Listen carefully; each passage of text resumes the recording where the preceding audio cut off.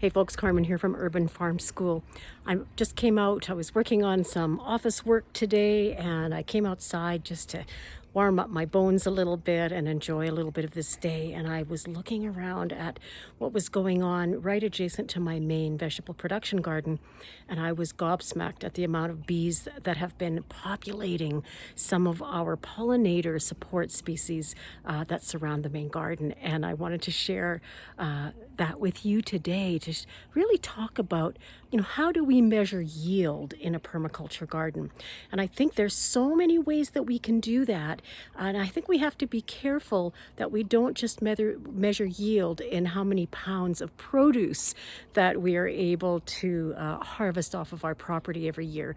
We do have to look at, not only are we getting all this wonderful, nutrient-dense, beautiful, clean food to put in our bellies, but we also can craft a beautiful nurturing space for ourselves. That's really, really important these days, to have spaces that are really sanctuaries for us, but also measuring yield in some of the almost immeasurable aspects like ecosystem health and dynamics.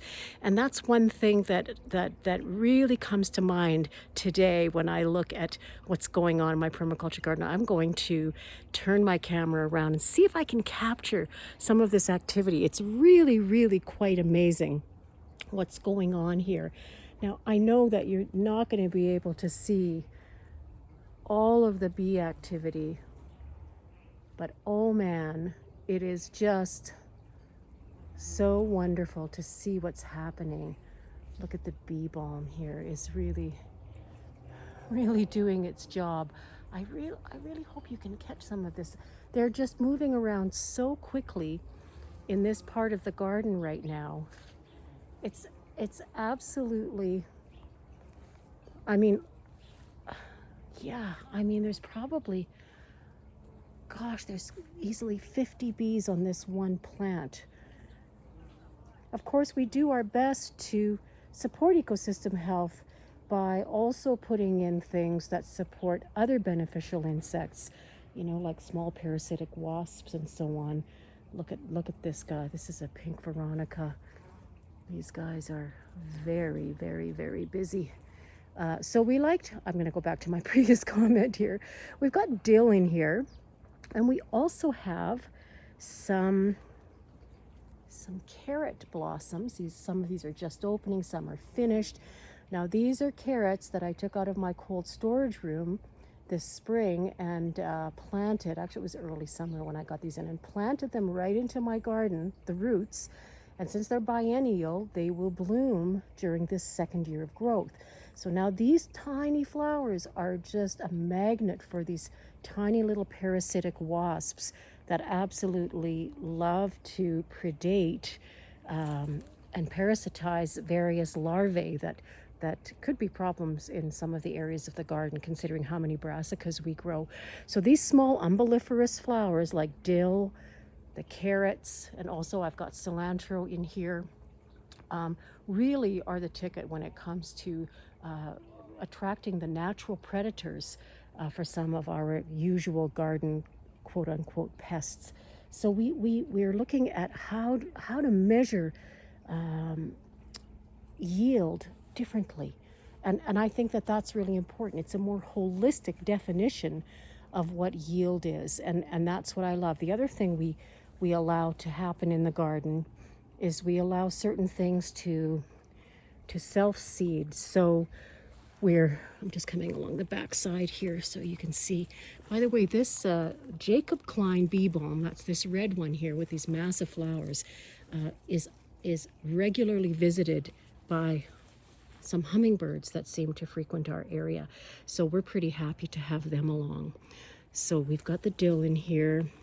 This is a beautiful Peruvian mint, which is great medicinal, huacate it's called. Here's some more carrot blossoms. Now you can look at this. This is another little pollinator species, but look at the size of this bloom. This is lovely, really beautiful umbelliferous flower. And often I'll see those little predatory wasps in here. They're super, super tiny, but they love this plant. But what I was going to mention was allowing things to self-seed, such as our some of our heirloom lettuce here. Now, not too long from now, this is going to start blooming with these small yellow flowers, and those are ones that the pollinators really like. Not just the pollinators, but the predatory wasps. And also, I think in a previous video, I mentioned how I interplanted my Savoy cabbage this year with some sweet alyssum.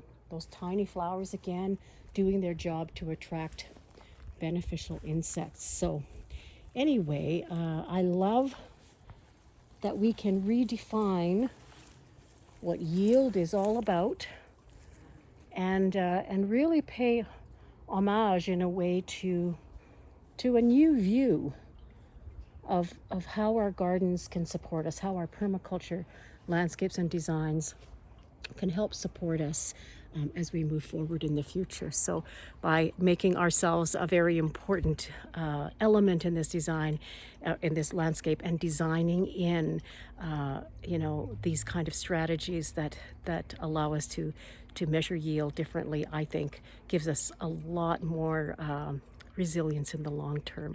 So thanks for allowing me to share my short video and my love for these little native bees. In fact, we had an entomologist visit us a while back, and he counted over 27 bee species on our property. So we do have a few honeybees that show up from time to time, and we love those little guys, but we're really happy to see the natives in here too. Anyway, folks, do take care. Check us out online at urbanfarmschool.ca. Bye-bye.